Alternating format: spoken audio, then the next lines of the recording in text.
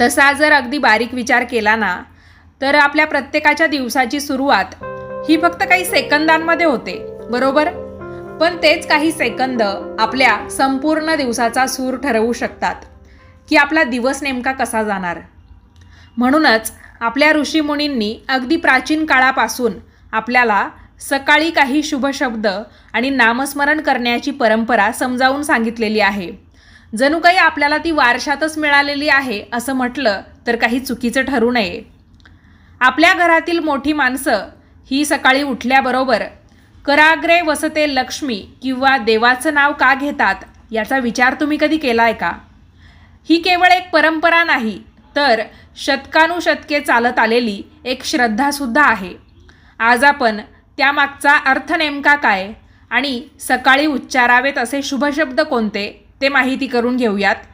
कारण सकाळी उठल्याबरोबर नकळत बोलले जाणारे काही शब्द आपला मूड खराब करू शकतात, तर काही शब्द आपला दिवससुद्धा चांगला घालवू शकतात.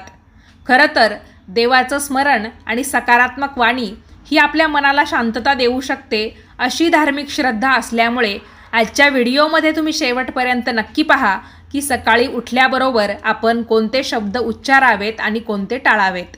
तर नमस्कार मंडळी, मी शीतल आणि तुम्ही पाहताय दिल्लीकर मराठी. हा व्हिडिओ शेवटपर्यंत नक्की पहा.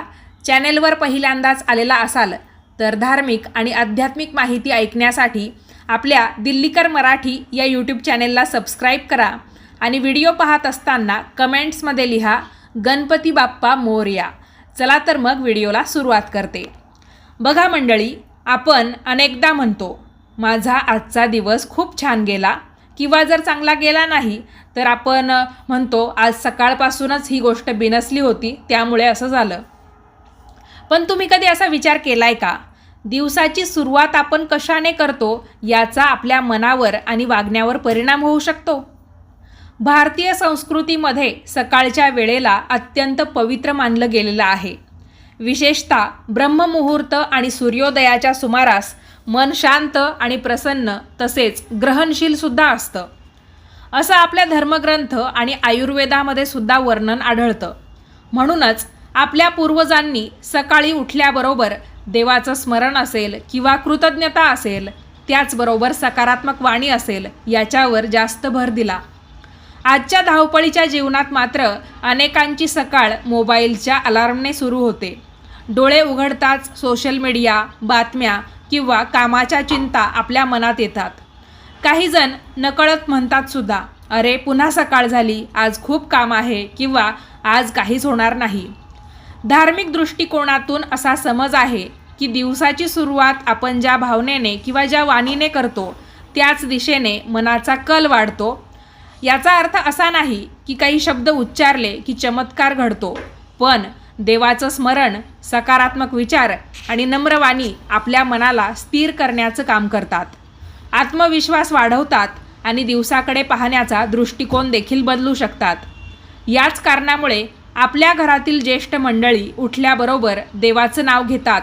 काहीजण श्रीराम जय राम जय जय राम किंवा काहीजण ओम नमः शिवाय, काहीजण रामकृष्ण हरी, काहीजण श्री स्वामी समर्थ किंवा जय श्रीकृष्ण किंवा आपल्या आराध्य दैवताचं नामस्मरण करतात. यामागचा उद्देश देवाला आठवणे, मन एकाग्र करणे आणि दिवसाची सुरुवात एक प्रकारच्या मंगल भावनेने करणे हा असतो.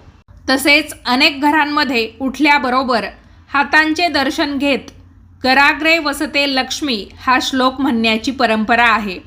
या श्लोकाचा अर्थ केवळ धनप्राप्ती नाही, तर आपल्या कर्मावर, ज्ञानावर आणि ईश्वर कृपेवर विश्वास ठेवण्याची एक प्रेरणा आहे. मात्र फक्त शब्द उच्चारून उपयोग होत नाही, त्या शब्दांमागील श्रद्धा, भाव आणि आचरणसुद्धा तितकंच महत्त्वाचं आहे. जर आपण देवाचे नाव घेतले आणि दिवसभर कटू बोललो, राग केला किंवा इतरांना दुखावले तर त्या नामस्मरणाचा खरा उद्देश कधीच पूर्ण होणार नाही. म्हणूनच आपल्या हिंदू धर्मामध्ये वाणी शुद्ध ठेवण्याला सुद्धा मोठं महत्त्व दिलेलं आहे. मग प्रश्न असा पडतो की सकाळी उठल्यावर नेमके कोणते शब्द किंवा कोणते मंत्र उच्चारावेत ज्यांची परंपरेमध्ये विशेष मान्यता आहे आणि त्यामागचा अर्थ काय आहे ते सुद्धा आपण लगेच समजून घेऊया. मंडळी, आता आपण त्या परंपरेकडे वळूया जी भारतातील असंख्य घरांमध्ये आजही पाळली जाते. अनेक ज्येष्ठ मंडळी आपल्याला समजावून सांगतात की सकाळी डोळे उघडल्याबरोबर लगेचच आपले जमिनीवर पाय ठेवू नयेत. काही क्षण शांत बसावे, दोन्ही हातांचे तळवे एकत्र आणून त्यांच्याकडे प्रेमाने पाहावे आणि हा प्रसिद्ध श्लोक म्हणावा. कराग्रे वसते लक्ष्मी, करमध्ये सरस्वती, करमूले तू गोविंदा, प्रभाते करदर्शनम. काही ठिकाणी हा श्लोक थोड्या वेगळ्या पद्धतीने सुद्धा म्हटला जातो. म्हणजे मधल्या ज्या 2 ओळी आहे ना, तर त्या वर खाली होतात त्याच्यामध्ये. पहिल्यांदा मी तुम्हाला जे म्हणून दाखवलं, कराग्रे वसते लक्ष्मी, करमध्ये सरस्वती, करमूले तू गोविंदा, प्रभाते करदर्शनम.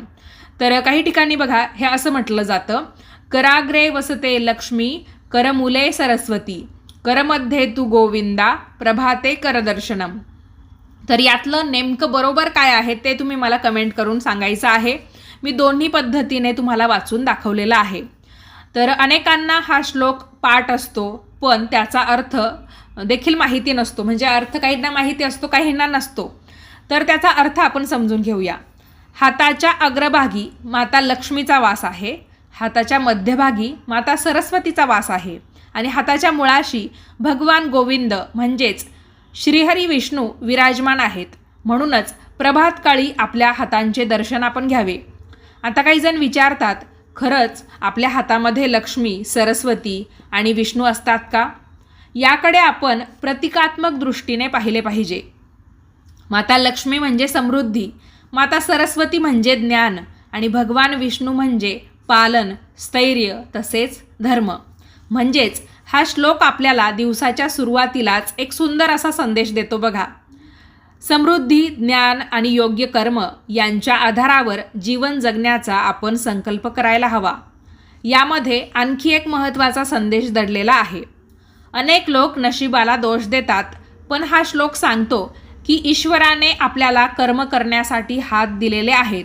योग्य ज्ञान, प्रामाणिक प्रयत्न आणि ईश्वरावरील श्रद्धा यांच्या सहाय्यानेच आपल्या जीवनामध्ये प्रगती होते.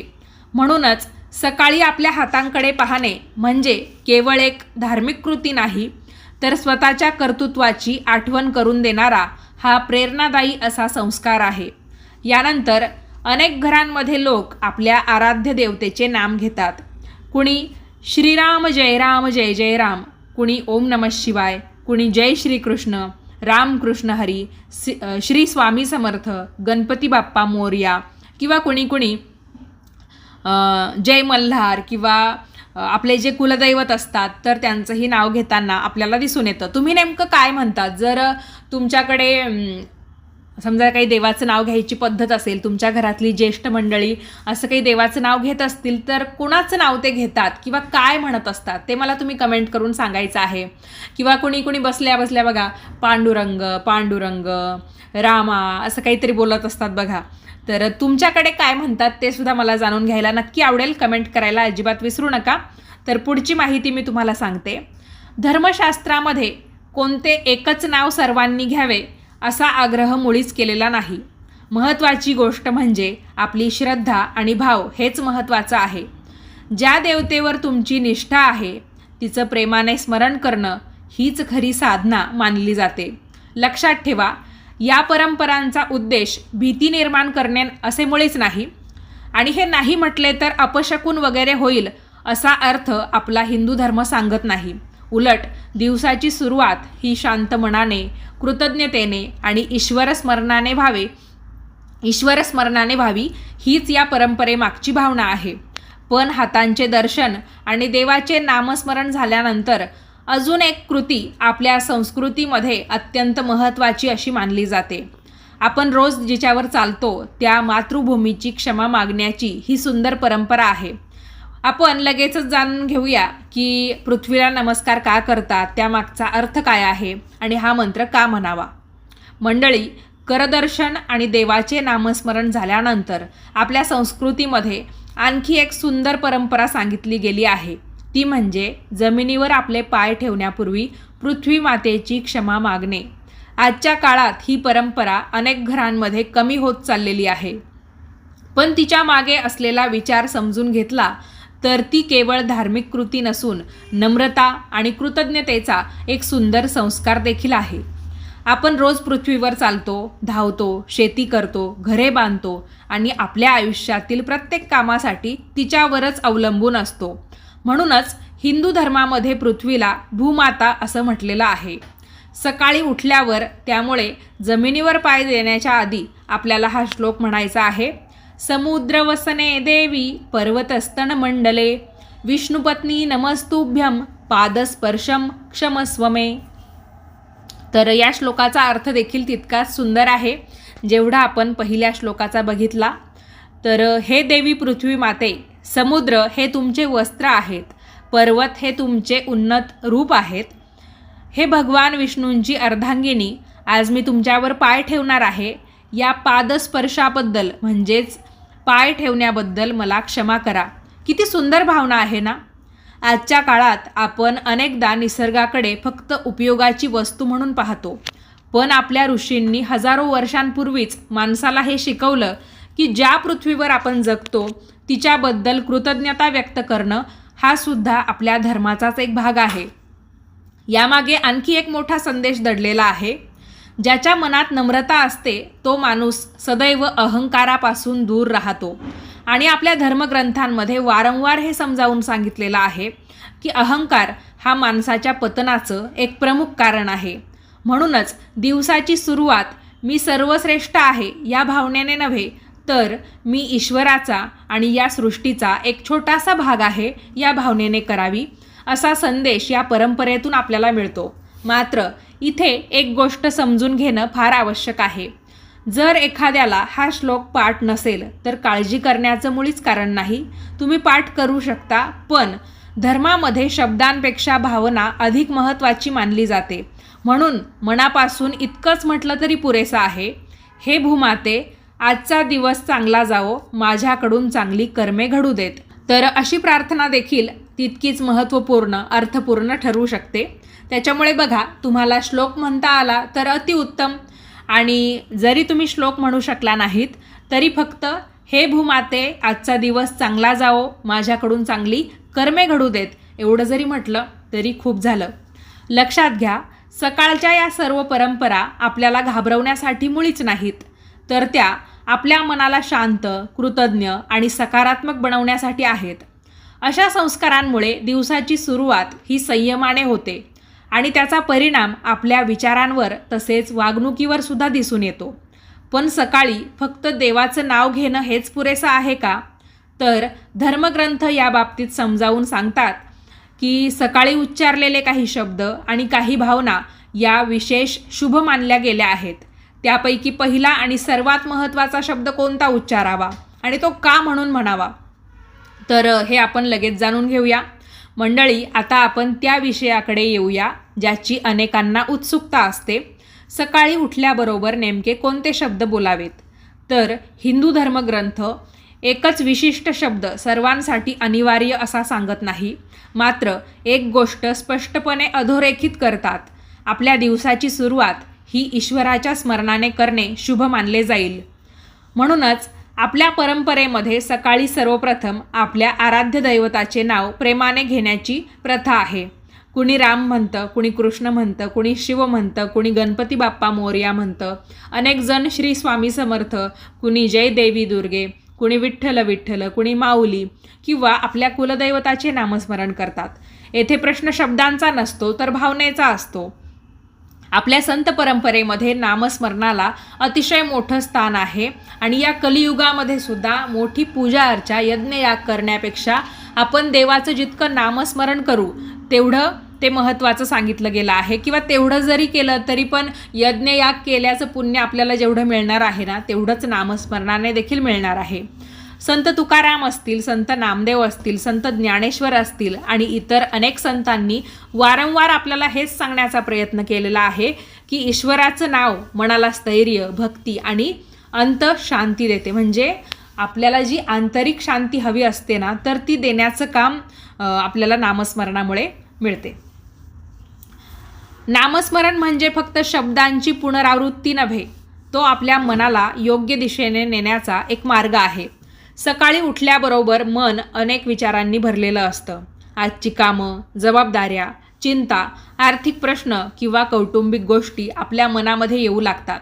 अशा वेळी काही क्षण शांत बसून ईश्वराचे स्मरण केल्यामुळे मनाला एकाग्र होण्यास मदत होते.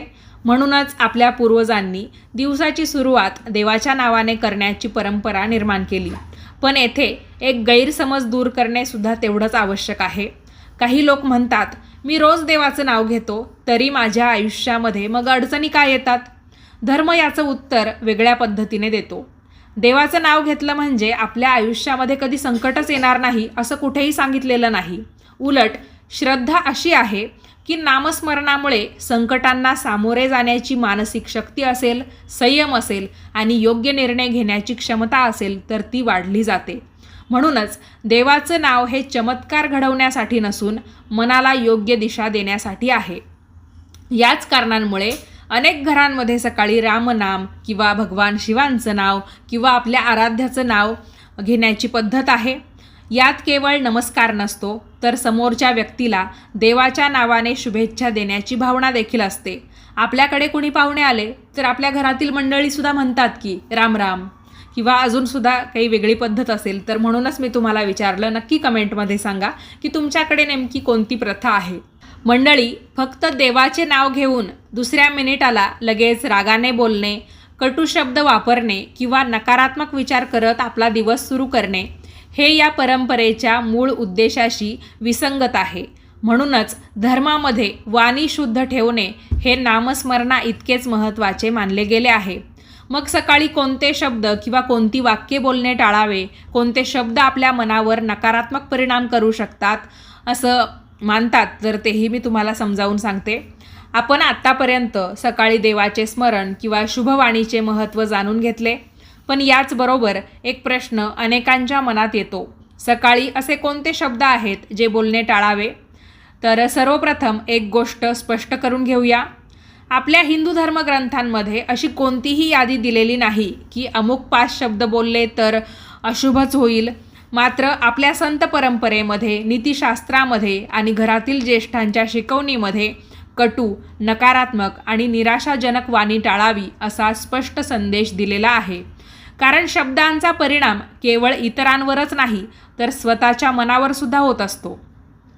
उदाहरणार्थ, लोक सकाळी उठल्या उठल्या म्हणतात, आज काही होणार नाही, माझं नशीबच खराब आहे, कंटाळा आलाय, माझ्याकडून काहीच जमत नाही, आजचा दिवस वाईट जाणार. असे शब्द सतत बोलल्यामुळे मनातही त्याच प्रकारचे विचार वाढू लागतात. त्यामुळे आपल्या पूर्वजांनी सकाळची सुरुवात तक्रारींनी नव्हे तर आशेने आणि देवस्मरणाने करण्याचा सल्ला दिला. धार्मिक दृष्टिकोनातून अशी श्रद्धा आहे की वाणीमध्ये शक्ती असते. म्हणूनच सत्य, मधुर आणि हितकारक बोलणे हा धर्माचा एक महत्त्वाचा भाग मानला गेलेला आहे. याचा अर्थ असा नाही की दुःख व्यक्त करू नये किंवा अडचणी सांगूच नयेत, पण दिवसाची पहिलीच सुरुवात स्वतःबद्दल किंवा आयुष्याबद्दल नकारात्मक बोलून करण्यापेक्षा सकारात्मक भावनेने सुरुवात करणे अधिक हिताचे मानले जाते. अनेक संतांनी सांगितले आहे, जिभेवर देवाचे नाव आणि मनामध्ये चांगले विचार असतील तर माणसाचे वर्तनही हळूहळू बदलू लागते. आणि म्हणूनच सकाळच्या काही मिनिटांना आपल्या संस्कृतीमध्ये विशेष महत्त्व दिलं गेलं आहे. याचबरोबर आणखी एक सुंदर सवय आपल्या पूर्वजांनी सांगितलेली आहे, ती म्हणजे सकाळी उठल्यावर कृतज्ञता व्यक्त करणे. म्हणजेच काय? आभार व्यक्त करणे. आज आपण श्वास घेत आहोत, आपल्या कुटुंबासोबत आहोत, नवीन दिवस आपल्याला मिळालेला आहे, यासाठी ईश्वराचे आभार मानणे ही देखील एक प्रकारची प्रार्थनाच आहे. काहीजण एवढेच म्हणतात, देवा आजचा दिवस चांगला जाऊ दे, माझ्याकडून चांगली कर्मे घडू देत, सर्वांना सुखशांती आणि आरोग्य लाभू दे. ही वाक्ये केवळ प्रार्थना नसून दिवसाची मानसिक तयारीसुद्धा असते. लक्षात ठेवा, शुभ दिवसाची सुरुवात ही जादुई शब्दांमुळे होत नाही तर ती श्रद्धा, सकारात्मक विचार, नम्रता आणि चांगल्या कर्मांच्या संकल्पामुळे होत असल्याची आपल्या परंपरेतील भावना आहे. आता शेवटच्या भागात आपण या संपूर्ण विषयाचा सारांश पाहू. तसेच सकाळी उठल्यावर कोणत्या क्रमाने काय करावे याची एक सोपी आणि लक्षात राहणारी पद्धतही जाणून घेऊ. मंडळी, आजच्या संपूर्ण व्हिडिओमध्ये आपण एक अत्यंत सुंदर आणि अर्थपूर्ण असा विषय समजून घेतला. आपल्या पूर्वजांनी सकाळी उठल्यावर काही शुभ शब्द बोलण्याची आणि काही परंपरा पाळण्याची जी शिकवण आपल्याला दिली, तिच्या मागचा उद्देश अंधश्रद्धा पसरवणे नव्हता. उलट दिवसाची सुरुवात शांत मनाने, कृतज्ञतेने आणि ईश्वर स्मरणाने व्हावी, हा त्यामागचा मुख्य विचार होता. चला आता एकदा थोडक्यात सकाळची आदर्श सुरुवात कशी असावी ते पाहूया. सर्वप्रथम डोळे उघडल्यावर काही क्षण शांत बसा. लगेच मोबाईल हातात घेण्याची घाई मुळीच करू नका. आपलं मन स्थिर होऊ द्या. त्यानंतर आपल्या दोन्ही हातांचं दर्शन घ्या आणि शक्य असल्यास कराग्रे वसते लक्ष्मी हा श्लोक म्हणा. या श्लोकातून आपल्याला कर्म, ज्ञान आणि समृद्धी यांचं महत्त्व समजतं. यानंतर आपल्या आराध्य देवतेचे मनापासून स्मरण करा. जे कुणी असतील त्यांचं नाव तुम्ही श्रद्धेने घ्या. जमिनीवर पाय ठेवण्यापूर्वी मनोमन पृथ्वी मातेप्रती कृतज्ञता म्हणजेच आभार व्यक्त करा. श्लोक पाठ नसेल तरी हरकत नाही, फक्त मनापासून म्हणा, हे भूमाते, आजचा दिवस चांगला जाऊ दे आणि माझ्याकडून चांगली कर्मे घडू देत. त्यानंतर दिवसाची सुरुवात तक्रारींनी किंवा नकारात्मक विचारांनी, नकारात्मक बोलण्याने न करता सकारात्मक विचारांनी करा. स्वतःला कमी लेखणारे किंवा निराश करणारे शब्द शक्यतो टाळा. आणि सर्वात महत्त्वाचं म्हणजे फक्त सकाळी देवाचं नाव घेऊन उपयोग नसतो, तर दिवसभर आपण असत्य बोललो, इतरांचा अपमान केला, राग, मत्सर किंवा द्वेष बाळगला, तर धर्मग्रंथानुसार खरी पूजा म्हणजे चांगले आचरण, सत्य, दया, संयम आणि प्रामाणिकपणा हे आहे. याच्या विरुद्ध आपण केलं तर परिणामसुद्धा आपल्याला तसेच पाहायला मिळतील. सर्वात महत्त्वाचं हे लक्षात ठेवा की शुभ दिवस हा केवळ शब्दांमुळे होत नाही. शुभ दिवस हा शुभ विचार, शुभ वाणी, शुभ कर्म यांची सांगड आपल्याला नेमकी घालता आली की जीवन अधिक सुंदर आणि अर्थपूर्ण होऊ शकतं. सकाळचे काही क्षण संपूर्ण दिवसाची दिशा ठरवू शकतात. हीच आपल्या संस्कृतीची मूळ शिकवण आहे, ती विसरता कामा नये. मंडळी, हा व्हिडिओ तुम्हाला आवडला असेल, माहिती उपयुक्त वाटली असेल तर व्हिडिओला लाईक करा. तुमच्या कुटुंबियांपर्यंत आणि मित्रमैत्रिणींपर्यंत व्हिडिओ पाठवा, म्हणजे शेअर करा. आणि अशाच धर्म, अध्यात्म, पूजा, व्रत, उपाय आणि हिंदू संस्कृतीशी संबंधित माहितीपूर्ण व्हिडिओंसाठी दिल्लीकर मराठी चॅनलला नक्की सबस्क्राईब करा. तर वेळात वेळ काढून व्हिडिओ शेवटपर्यंत पाहिलात त्यासाठी तुम्हा सर्वांचे मनापासून धन्यवाद.